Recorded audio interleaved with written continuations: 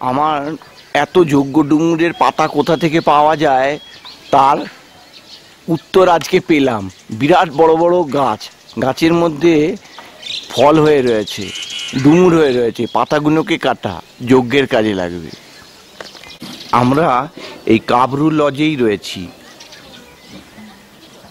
আমাদের জন্য বরাদ্দ শেষ দুটো ঘর। টোটন সবে ঘুম থেকে উঠে মটকা মারছে।